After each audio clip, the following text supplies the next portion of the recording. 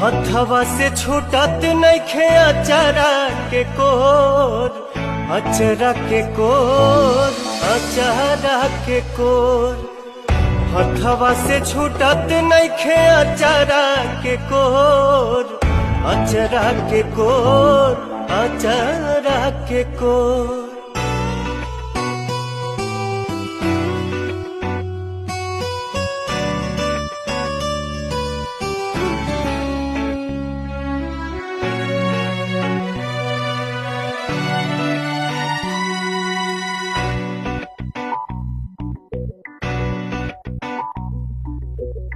दस दिन संगे रहलू आठो पहरिया, दिलवा के भीतर मयरिया।